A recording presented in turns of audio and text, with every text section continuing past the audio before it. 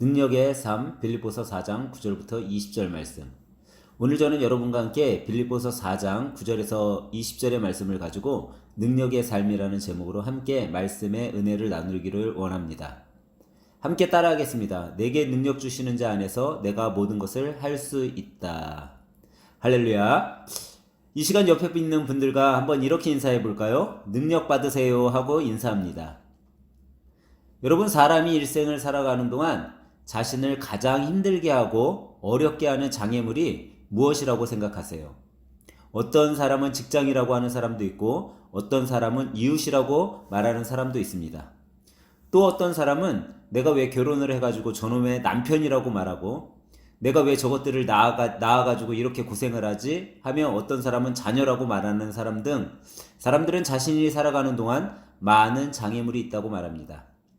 그런데 과연 우리에게 있어 우리 삶의 가장 큰 장애물은 무엇일까요? 제가 예전에 있던 학원에 우리 김경희 집사님처럼 자녀를 많이 낳은 엄마분이 있었습니다. 제가 다니던 그 학원에 아이를 둘이나 보냈는데 이 엄마는 아이를 5명이나 낳은 어머니였습니다. 다른 곳으로 이사 가기 전까지 우리 학원에 아이를 보내셨고 그래서 그 엄마와 친분을 가지고 지냈습니다. 친하게 지내다 보니 이분이 예수님을 믿는 분이라는 것을 알게 되었고 이상하게 예수님을 믿는다는 것 하나 더 추가됐을 뿐인데 그 어머니와 더욱 친하게 되었습니다. 그래서 하루는 이 어머니에게 사람들이 자녀를 많이 낳는 것을 보면 뭐라고 제일 많이 묻냐고 물어보았습니다. 그랬더니 이 엄마는 사람들이 다들 어떻게 아이 5명을 낳으셨어요? 키우는 거 힘들지 않으세요? 하는 질문을 가장 많이 한다고 하더라고요. 그래서 그럼 이 질문에 어떻게 대답을 하냐고 물었더니 답이 정해져 있는 것이 아니라 상황에 따라 다르다고 얘기를 하는 거였습니다.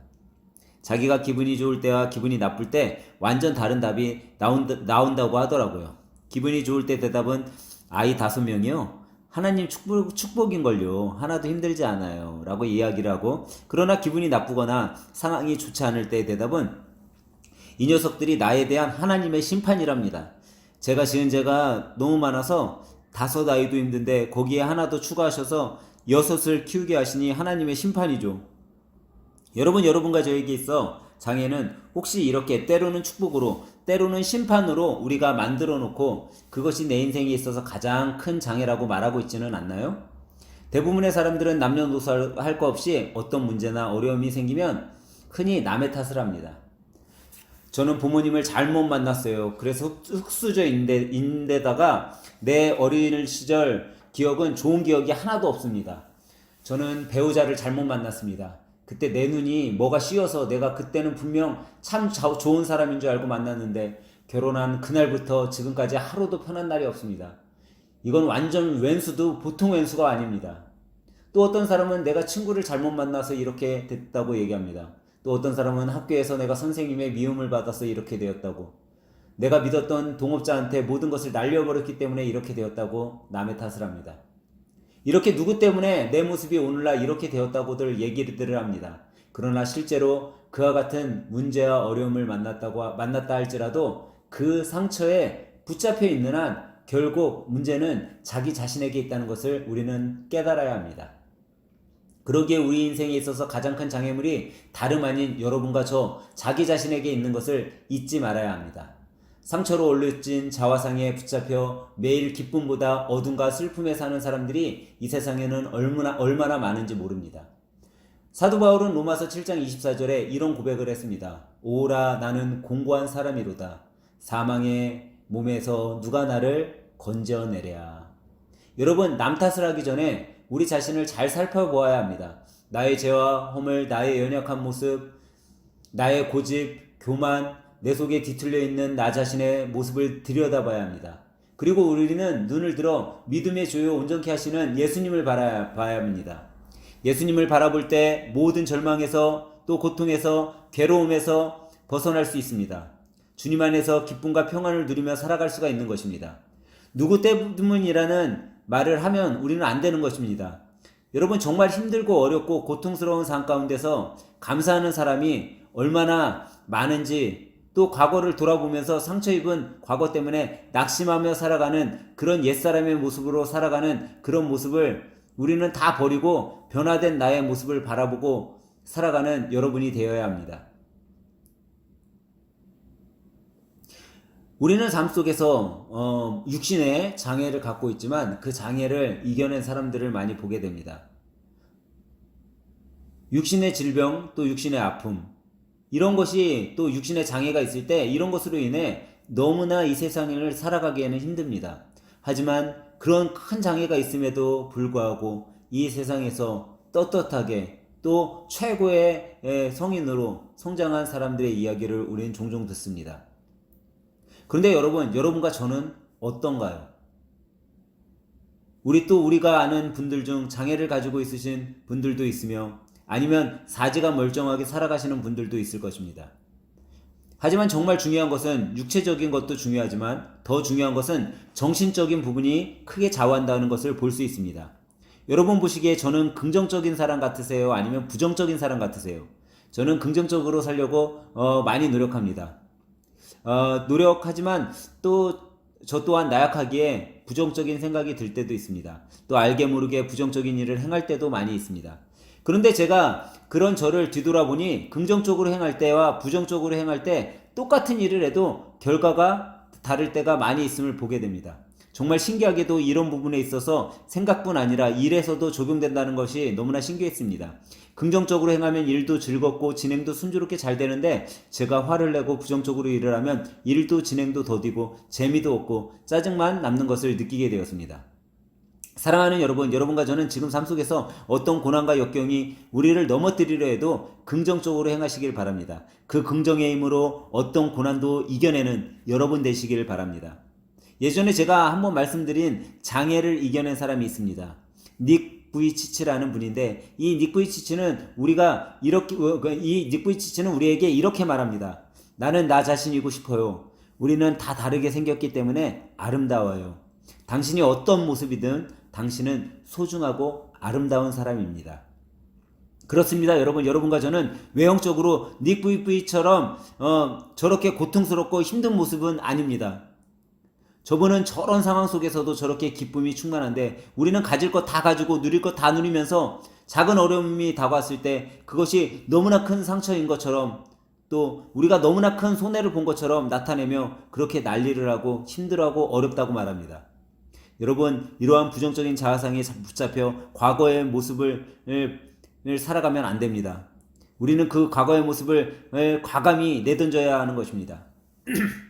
고린도후서 5장 17절은 말씀합니다. 그런즉 누구든지 그리스도 안에 있으면 새로운 피조물이라 이전 것은 지나갔으니 보라 새 것이 되었도다.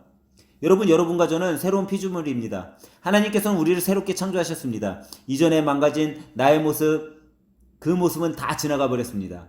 이전에 낙심하고 좌절하던 내 모습, 그 모습은 다 사라져 버렸습니다. 나와는 아무런 상관이 없는 것입니다.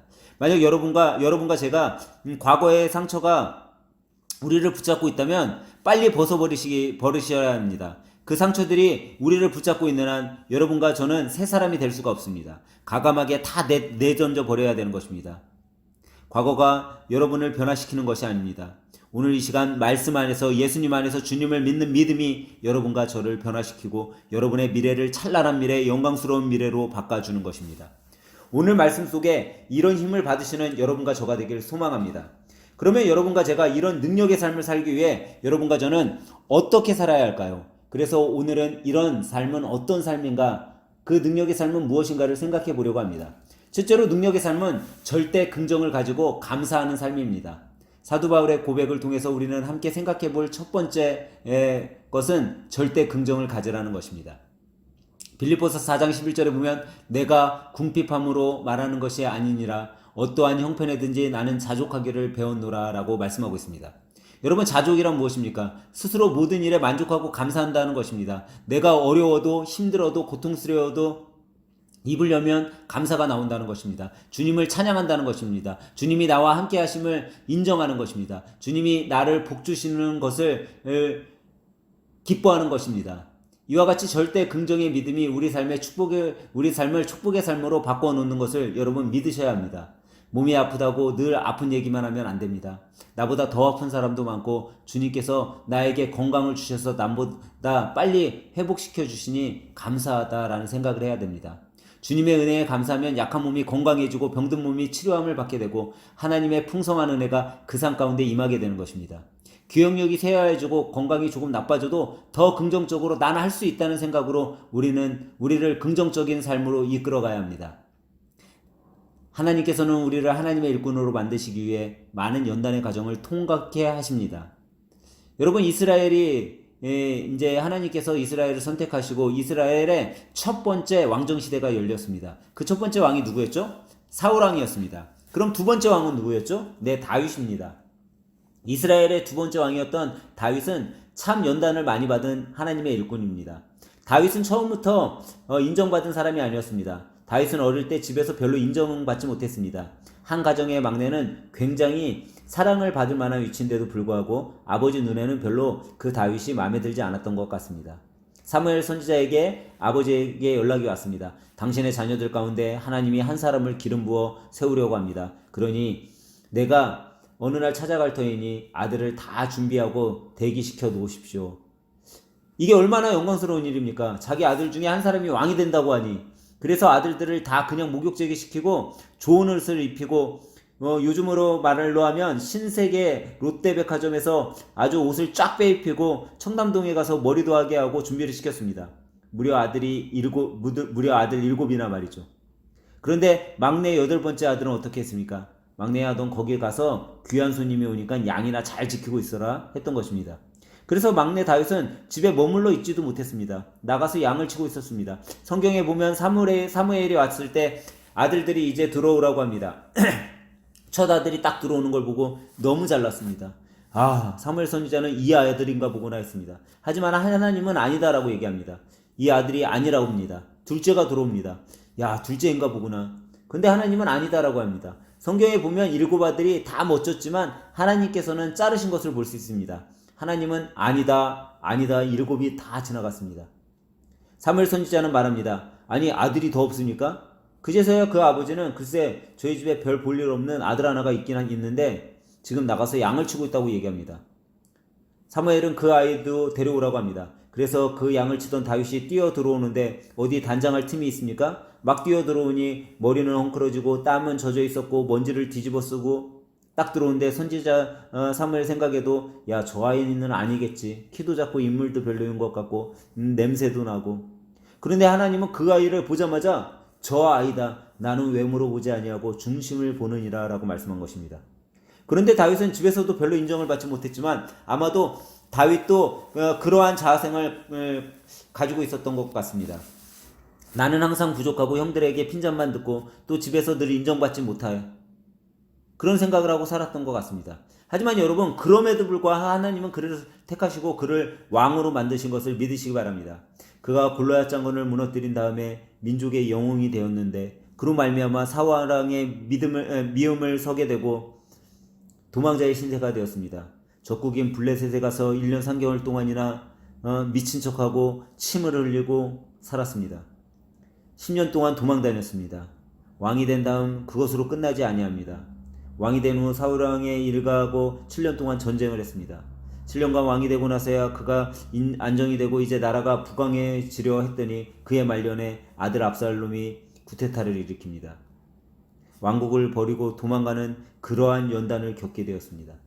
이 모든 일을 겪은 후에 그가 그 인생을 되돌아보면서 마지막으로 고백했던 말이 시편 23편 1편에 나오는 말씀입니다. 여호와는 나의 목자시니 내게 부족함이 없으리로다. 사랑하는 여러분, 이 은혜가 여러분과 저에게 있기를 소망합니다. 어떤 고난이 다가와도, 문제가 다가와도, 어려움이 다가와도, 슬픔이 다가와도 주님이 나의 목자가 되시고 우리의 목자가 되시면 여러분과 제게는 부족함이 없음을 믿으시기 바랍니다. 모든 일에 감사하고 만족하는 삶의 근거는 바로 주님이 우리의 목자가 되신다는 것을 믿는 믿음임을 믿으시기 바랍니다. 주님이 나와 함께 하시면 내가 어떤 상황에 처해도 어떤 어려움을 당해도 문제가 될 것이 없습니다. 주님이 이 모든 것을 합력하여 선을 이루게 만들어주시고 하나님의 영광 가운데 여러분과 저를 사용해 주실 것이기 때문에 우리는 절대 긍정, 절대 감사로 무장하고 믿음으로 전진해 나가야 됩니다. 경제적인 어려움이 다가와도 남편이 속을 썩이고 아내가 속을 썩이고 자녀가 속을 썩이고 주위에 여러 가지 일들이 일어나도 절대 낙심하지 마시기 바랍니다. 오직 주님만 바라보고 나가시기 바랍니다. 그러면 분명 주님이 여러분과 저와 함께 해주실 것입니다. 주님은 분명 여러분과 저를 도와주신다고 약속하셨기 때문입니다. 아마 오늘 제가 드리는 이런 말이 지금 여러분의 귀에 안 들어오실 수도 있습니다. 하지만 이 부족한 목사가 여러분께 부탁드립니다. 그냥 미친 척하고 오직 주님 한 분만 믿어보시라는 겁니다. 주님께 맡겨보라는 겁니다. 그러면 분명 주님께서 행하실 것을 여러분들 체험하게 될 것입니다. 주님은 반드시 행하십니다. 그런데 우리는 여기서 꼭 기억해야 할 것이 있습니다. 우리가 축복을 받을 때 탐욕을 가지면 안 된다는 것입니다. 하나님의 축복은 그것을 받을 때 하나님께서 잘 관리하고 베풀고 살라고 주신 것이지 움켜쥐고 살라고 주신 것이 아님을 알아야 합니다. 탐욕 가운데 살면 안 됩니다. 물질도 평생 쌓아놓고 있다가 쓰지 못하고 죽으면 어떻게 되는지 아세요? 자녀들끼리 유산 싸움만 합니다. 그래서 우리가 물질의 축복을 받았을 때 아낌없이 베풀어주고 나누어주는 것이 그러한 여유가 있는 삶을 우리는 살아야 되는 것입니다. 자녀들에겐 돈을 물려주기보단 지혜와 하나님의 말씀과 믿음을 물려주면 싸우지 않습니다. 그렇게 살 때 하나님께서 더욱 베풀어 주시는 것입니다. 디모데전서 6장 6절과 8절에 보면 그러나 자족하는 마음이 있으면 경건은 큰 이익이 되느니라. 우리가 먹을 것과 입을 것이 있은즉 족한 줄을 알 것이니라. 탐욕을 버리고 내가 있는 형편 속에서 모든 것에 대해 감사하고 살아가면 풍성한 하나님의 은혜가 임하게 되는 것입니다. 그리스의 철학자 디오게네스는 자신이 느끼고 생각한 것을 그대로 행동에 옮긴 사람이었습니다. 그는 아무것도 소유하지 않고 그야말로 거지와 같은 생활을 했지만 그것에 만족할 줄 아는 사람이었습니다. 어느 날 그 동네의 최고의 부자가 디오게네스의 명성을 듣고 그를 자신의 집에 초대했습니다. 최고의 부자 집은 졸부답게 입구에서부터 온갖 값비싼 대리석과 금으로 번쩍거렸습니다. 부자는 디오게네스에게 말을 합니다. 우리 집은 이렇게 멋진 것들이 많이 있어. 정말 멋있지 않소? 정말 한시도 틈을 주지 않고 계속 자신과 집자랑을 합니다. 그런데 갑자기 디오게네스가 주위를 두리번거리더니 퇴! 하고 부자의 얼굴에 침을 뱉습니다. 명성이 자자한 철학자의 이 어이없는 행동에 놀라 당황해하는 부자에게 디오게네스는 말을 합니다. 아이고 부자 양반, 그대 집과 정원은 정말 최고로 훌륭하네요. 저는 이렇게 아름답고 깨끗한 집을 처음 보았습니다. 그런데 내가 이 집에 와서 내가 지금 너무나 침을 뱉고 싶은데 침을 뱉을 곳이라고는 부자 양반 얼굴밖에 없네요. 거만과 탐욕으로 가득 찬 당신의 그 더러운 얼굴만이 나의 쓰레기통 역할을 하겠군요. 여러분, 탐욕을 절제하고 자족하는 삶을 살아가는 사람이야말로 세상에서 가장 풍요로운 사람이라고 할 수 있습니다. 자족하는 사람은 자신이 많이 가지고 많은 것을 누리는 것에 초점을 두지 않습니다. 현재 자신이 가지고 있는 것에 더 큰 초점을 두고 감사하면서 만족하는 삶을 사는 사람입니다. 저는 오늘 설교를 준비하면서 우리가 감사할 수 있는 기본적인 이유가 뭐가 있을까 한번 생각해 보았습니다.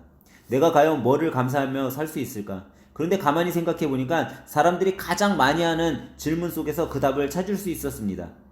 지금 왜 그렇게 열심히 일을 하세요? 그럼 먹고 살려면 이렇게 열심히 일을 해야지. 이렇게 열심히 해서도 먹고 살기 힘든데.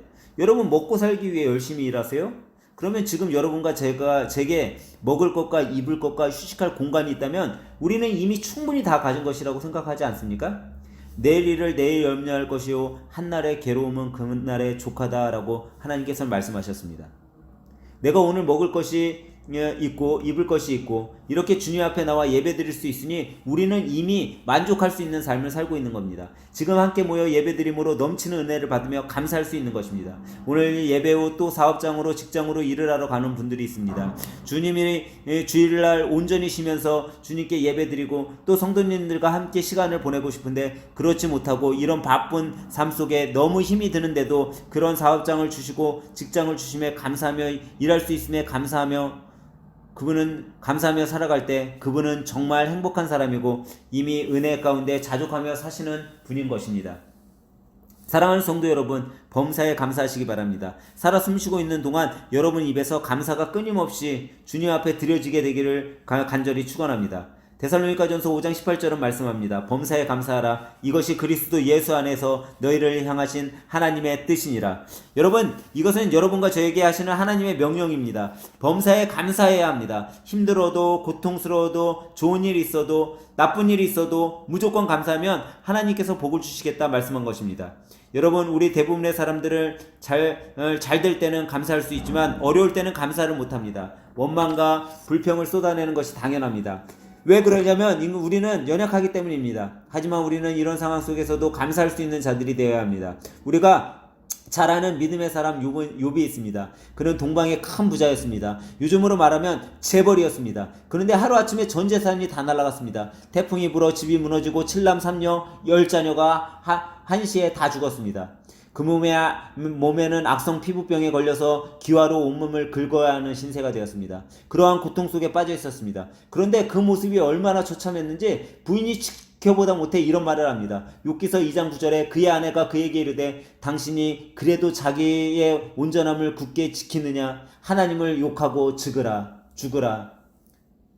좀 너무하지 않아요? 만약 우리 경희 집사님이셨으면 현진 집사님이 이렇게 고통을 당하고 있는데 여보 힘내 우리 손잡고 함께 기도합시다 그랬을 텐데 이 욥의 아내는 그러지 않았다는 겁니다. 욥의 첫째 아내는 하나님을 욕하고 죽으시오 그랬었던 것입니다. 가만히 생각해 보세요. 이 여인도 사실 얼마나 힘들었습니까? 얼마나 힘들었으면 또 그렇게 말했겠습니까? 그런데 욥은 그 상황 속에서 이 아내를 원망하거나 불평하지 않고 이렇게 말합니다. 욥기서 2장 10절입니다. 그가 이르되 그대의 말이 한 어리석은 여자의 말 같도다. 우리가 하나님께 복을 받았은즉 화도 받지 아니하겠느냐고 이 모든 일에 욥이 입술로 범죄하지 아니하니라. 바꿔 말하면 원망과 불평은 하나님 앞에서 범죄하는 것이라는 겁니다. 여러분, 이 입은 하나님을 찬양하라고 우리에게 주신 것입니다. 감사하라고 주신 입입니다. 그래서 우리가 입을 잘 지켜야 합니다. 우리가 쏟아내지 말아야 될 말을 쏟아냄으로 말미암아 상대편도 상처를 받게 되고 또 아픔을 주게 되고 또 내 자신도 분노를 가져오게 하며 자신에게는 큰 후회가 되는 일들이 일어남을 우리는 보게 됩니다. 그러기에 여러분과 저는 우리의 말이 남을 살리는 말이 되어야 합니다. 남을 칭찬하는 말이 되어야 합니다. 격려하는 말이 되어야 합니다. 어떤 경우에서도 여러분의 입술로 부정적인 말을 쏟아내거나 남을 탓하고 비난하거나 원망과 불평을 말하는 그런 입을 갖지를 말아야 합니다. 그런 입을 가졌을 때 우리는 하나님의 영광을 가리게 되는 것입니다.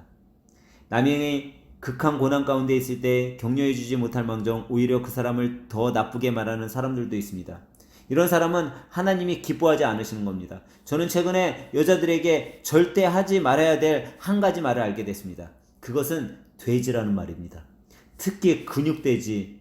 이 말은 절대 하지 말아야 합니다. 여자분들에게 삼겹살 먹으러 가자고 말해도 돼지 먹으러 가자고 하면 절대 안 됩니다. 여자분들 앞에서 돼지의 돼자도 쓰지 않을 때 좋은 이미지를 줄 수 있음을 알게 되었습니다. 여성분들에게는 삼겹살은 긍정적인 단어고 돼지는 부정적인 단어가 될 수 있음을 여러분 알아야 합니다.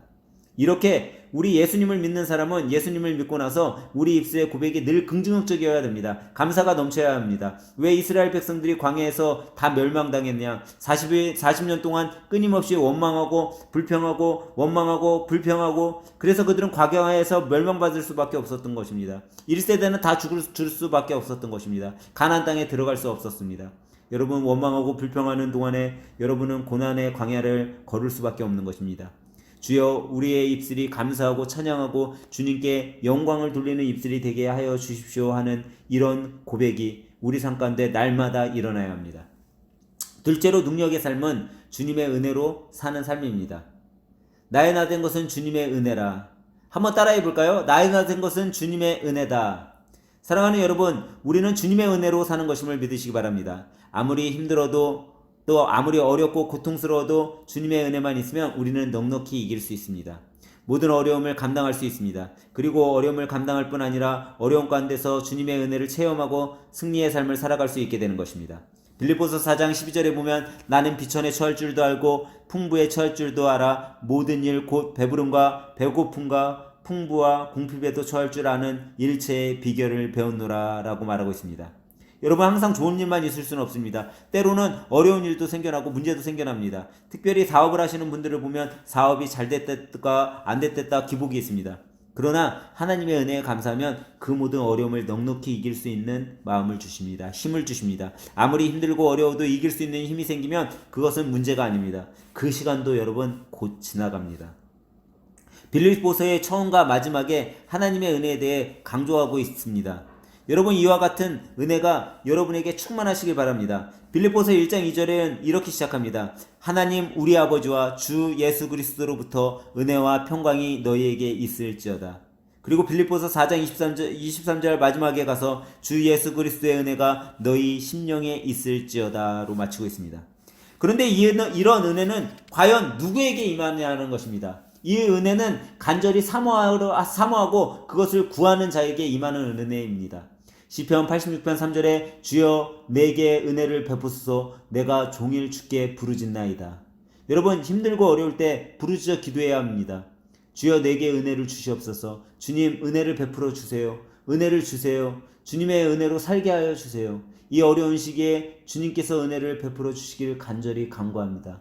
이런 간구가 우리 삶에 흘러나오길 간절히 소망합니다. 뿐만 아니라 우리 주님은 이런 은혜를 겸손한 자들에게 베풀어 주시는 하나님이십니다. 야고보서 4장 6절에 그러나 더욱 큰 은혜를 주시나니 그러므로 일러스되 하나님이 교만한 자를 물리치시고 겸손한 자에게 은혜를 주신다 하였느니라. 또한 정직한 자에게 주님께서는 은혜를 베풀어 주십니다. 잠언서 14장 9절에 보면 미련한 자는 죄를 심상히 여겨도 정직한 자 중에는 은혜가 있느니라. 늘 하나님 앞에 기도하기를 힘쓰고 겸손과 온유의 옷을 입고 정직하게 살고자 원하는 자들에게 하나님께서는 은혜를 주시는 것입니다. 세상은 자꾸 우리를 죄로 유혹합니다. 어떤 자리에 가면 물질의 유혹이 오는 자리도 있습니다. 한 번만 눈 감고 달라고 돈을 갖고 오는 경우도 있습니다. 그때 모르고 덜컥 돈을 받았다가는 나중에 큰 어려움을 당하고 있는 것을 우리는 뉴스에서 자주 보게 됩니다. 또 그런 일로 인해 감옥에 가는 것도 보게 됩니다. 여러분 정직하게 그 자리에 올랐을 때는 그 자리에서 정직하게 살아야 되는 겁니다. 그 자리를 정직하게 지켰다라면 절대 그런 어려움이 안 다가오게 되는 것입니다. 그 위치에서 자기가 정직하지 못했기에 또 좀 적당히 죄와 타협했기 때문에 나중에 큰 문제와 어려움에 빠지게 된 것입니다. 그래서 우리 믿는 사람들은 늘 정직하고 온유하고 겸손의 옷을 입고 하나님의 영광을 위해 살아가야 됩니다. 주님의 귀한 일꾼이 되어야 합니다. 우리가 이렇게 살 때 우리에게 어떤 은혜가 임하느냐? 빌립보서 4장 19절에 나의 하나님이 그리스도 예수 안에서 영광 가운데 그 풍성한 대로 너희 모든 쓸 것을 채우시니라. 우리 하나님이 우리의 모든 쓸 것을 채우시는 은혜가 우리에게 임하게 되는 것입니다. 우리가 우리 힘으로 못 채웁니다. 불가능합니다. 주님이 채워주셔야 됩니다. 주님이 내 마음에 평안을 주시고 주님이 채워주실 때 우리 안에 은혜가 임하는 것입니다. 사도 바울이 자기 몸에 병을 제거해달라고 3번이나 간절히 구했을 때 하나님께서 주신 말씀이 있습니다. 고린도후서 12장 9절에 보면 나에게 이르시기를 내 은혜가 내게 족하도다. 이는 내 능력이 약한 데서 온전하여짐이라 하신지라. 그러므로 도리어 크게 기뻐함으로 나의 여러 약한 것들에 대하여 자랑하려니 이는 그리스도의 능력이 내게 머물게 하려 함이라. 여러분 이 말씀은 내가 아무것도 아님을 고백할 때, 내가 연약할 때 주님의 능력이 내게 머물러 있어서 나를 통하여 하나님의 영광이 나타나여주고 주님의 놀라운 일을 이룬다고 하는 축복의 말씀인 것입니다. 문제는 뭔지 아세요? 다른 것이 문제가 아니라 내가 문제입니다. 여러분 스스로 나라고 하는 바벨탑을 쌓아놓고 있으면 안 됩니다. 우리는 아무것도 아닙니다. 모든 것이 다 주님의 은혜인 것입니다. 여러분 때때로 기도응답이 안 될 때가 있습니다. 하지만 그때에도 여러분 우리는 감사해야 합니다. 기도응답이 안 될 때 여러분 두 가지 뜻이 있습니다. 하나는 하나님의 뜻이 맞지 않을 때 응답이 안 됩니다. 또 하나는 아직 때가 안 됐을 때 응답이 안 올 수 있습니다. 응답하지 않는 것도 여러분 감사의 내용입니다. 응답이 될 때만 감사하면 누구나 다 할 수 있습니다. 이런 이야기가 있습니다. 어느 날 목욕탕에 간다던 여동생이 실종이 되었다는 뉴스가 방송에서 계속 나왔습니다. 연락도 없고 좀처럼 흔적조차 찾을 수 없어서 온 가족이 애를 태웠습니다. 이리저리 소소문도 해보았지만 여동생에 대한 어떤 소식도 들을 수가 없었습니다. 그리고 몇 해가 지나가던 어느 날 여동생이 집에 돌아왔습니다. 그것도 아이 둘을 데리고 집에 들어왔습니다. 온 가족이 아연실색할 수밖에 없었습니다. 하지만 여동생의 이야기를 들어보니 어떤 남자에게 납치를 당해 그날 밤 그 남자와 잠자리를 하게 되었고 이미 버린 몸이라는 생각에 집에 돌아올 수 없었다고. 이후 체념한 상태로 그 남자 집에 살게 되었고 여동생은 그 남자의 병든 어머니를 돌봐야 했으며 지금껏 해보지 않았던 집안일과 농사일, 게다가 밤이면 그 남자의 아내 역할을 할 수밖에 없었다고 이야기했습니다. 그렇게 세월이 흘렀고 아이를 둘이나 낳게 되었다고. 또 친정집에 오고 싶었지만 알지도 못하는 곳으로 끌려가 살았기에 어디가 어딘지 통 분간할 수 없는 곳에서 무서워서 집에 찾아올 수 없었다고 이야기합니다. 그리고 친정집에 가고 싶다고 아무리 남자에게 부탁해봐도 그 남자는 들어주지 않았다고 이야기합니다. 이야기를 들은 가족들은 그나마 살아 돌아와 준 것만으로도 너무나 감사한 일이라고 이제는 괜찮다고 하며 감사하며 온 가족이 안심하고 살라고 이야기했습니다. 그런데 글쎄 이 남자가 어떻게 알았는지 딸의 집에 쳐들어왔습니다. 이런 기막힌 스토리, 또 이런 기막힌 스토커가 어디 있습니까? 여동생의 인생을 송두리째 빼앗아 놓고 어쩜 당당하게 가족 앞에 나타난다니요. 지금까지 이 이야기는 전래동화 선녀와 나무꾼의 이야기입니다. 제가 오늘 설교를 준비하면서 이 선녀와 나무꾼의 이야기를 이 설교에 빗대서 해석해 보면 이 이야기의 핵심은 어떤 상황 속에서도 감사하며 살면 그 상황이 최악의 상황이라도 살아갈 수 있다는 겁니다. 나무꾼 입장에서 선녀가 있을 때 또 선녀가 없을 때에도 나무꾼은 살아갈 수 있었습니다. 선녀 입장에서는 하늘나라에 살 때도 세상에 살 때에도 감사하면 더 잘 살 수 있다는 생각을 해보게 되었습니다. 사랑하는 성도 여러분, 어떤 상황 속에서도 감사하며 살아가기를 바랍니다. 그런 열린 마음을 갖고 살아가길 소망합니다. 수원 역전에 구두닦기를 하시는 분이 있었습니다. 이 분이 미국의 공인 회계사가 되고 대학에서 부총장까지 된 아주 입지 전적 아주 훌륭한 인물이 있습니다. 그분이 한 말 중 제 마음속에 아직도 남아있는 말이 있습니다. 그것은 힘든 일이 있을 때마다 나 같은 인생도 좋은 날이 올까라는 생각뿐이었다는 말입니다.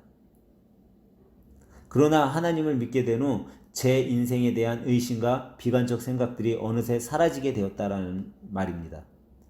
하나님께서 보내주신 천사들 같은 은인분들 덕에 제 인생은 좋은 날들이 늘어나기 시작했다고 그는 고백합니다.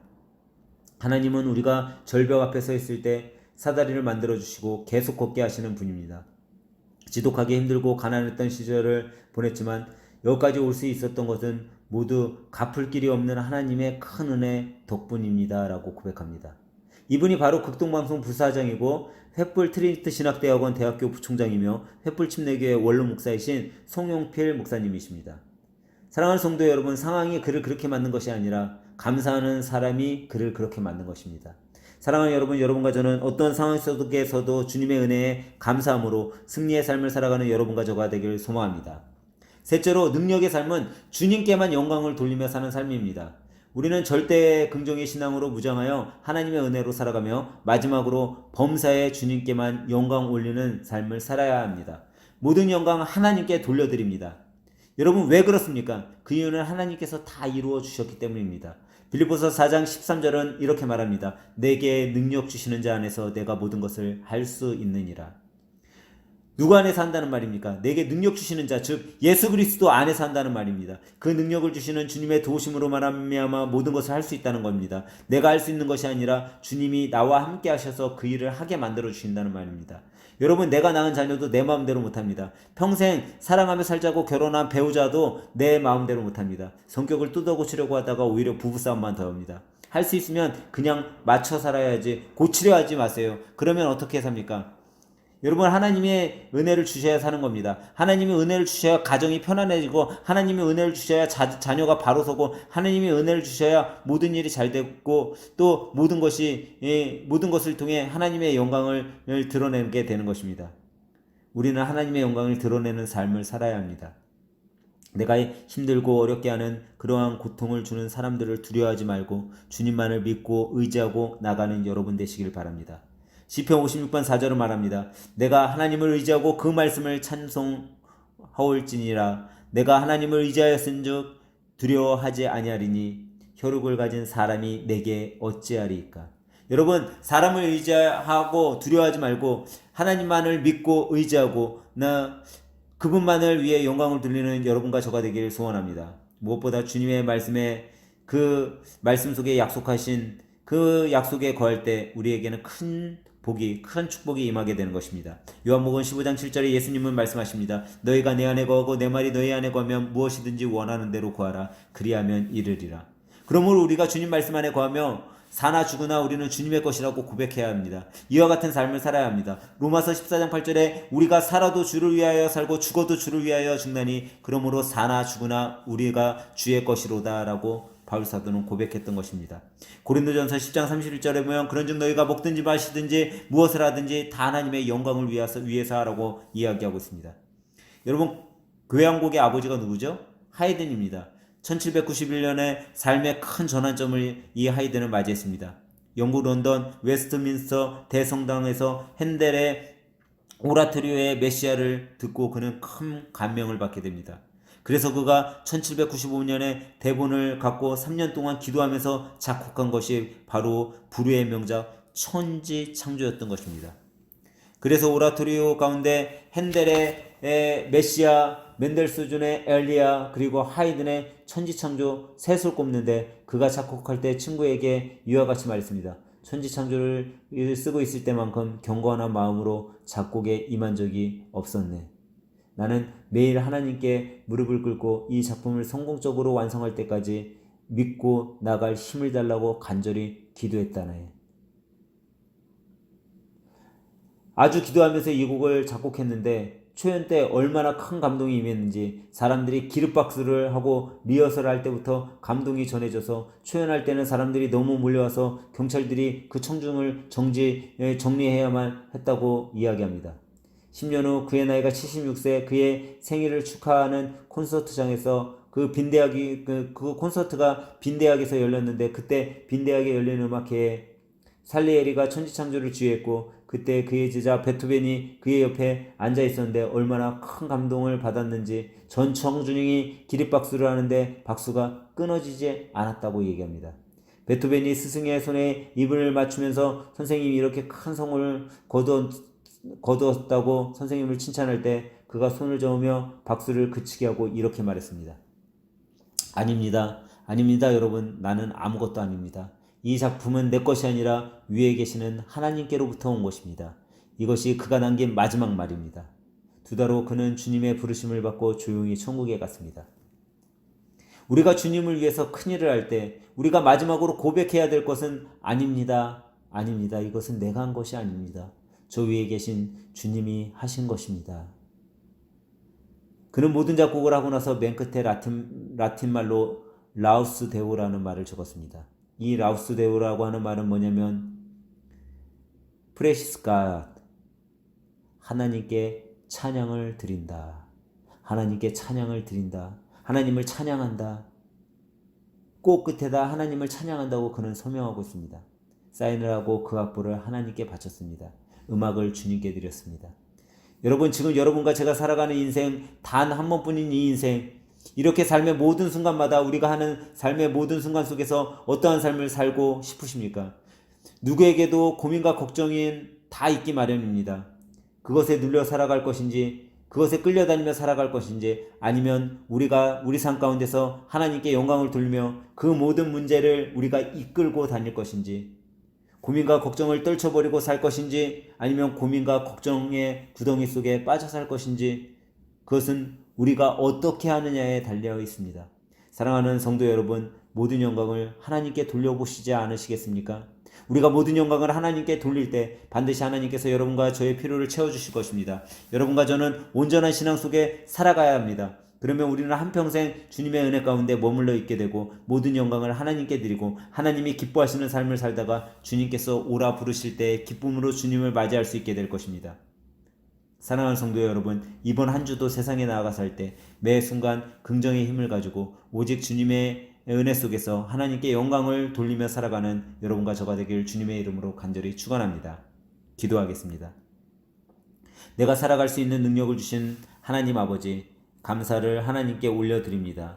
우리가 살아 숨쉬는 순간 동안 하나님의 은혜에 감사하게 하여 주시고 절대 긍정의 신앙으로 무장하여 범사에 주님께 영광을 돌리는 우리 모두가 되게 하여 주시옵소서. 내게 능력 주시는 자 안에서 내가 모든 것을 할 수 있음에 주님께 영광을 올려드립니다. 주님, 우리의 영광을 받아주시고 이번 한 주도 우리와 동행하여 주시옵소서. 이 모든 말씀 예수님의 이름으로 감사하며 기도하옵나이다. 아멘.